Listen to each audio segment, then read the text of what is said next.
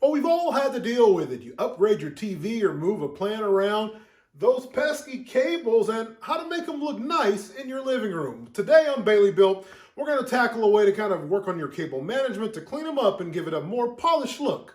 Let's get to it.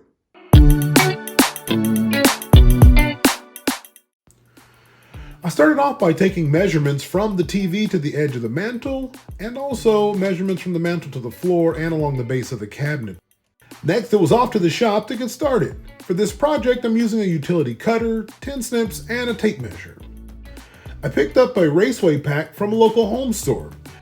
This one is made by a company called Commercial Electric, but there were several others that were available as well. I'll add the link in the description. The pack, branded Cable Armor, covers a full 12 feet and came in white. It's also paintable so that you can match it to the surface where you're installing it. Opening the package reveals 3 individual raceways, each one 4 feet long. It also came with a package of T and L connectors that you can use to connect the raceways, but for this project, I didn't use them because I was transitioning from brick to the wood.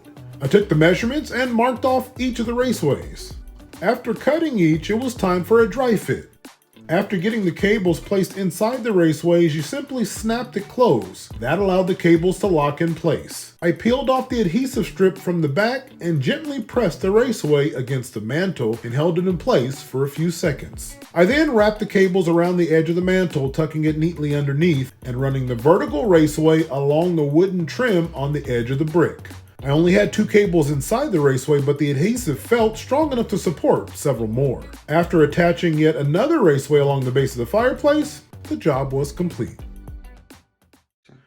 All right, well, it's all done, and as you can see, the cables almost invisible. I'll tell you, using those conduits worked out pretty good. One of the tips you have to think about is always cut it a little bit shorter than the length that you're going to cover. That'll give the room for the cables to be able to wrap around the edges. That was one of the things I kind of picked up along the way. All in all, though, pretty great product, and as you can see, you can't even tell where the cables are running at. If you love this tip and trick and other projects we're working on here at Bailey Built, go ahead, smash that like button and click on subscribe. Until the next time, we'll see you.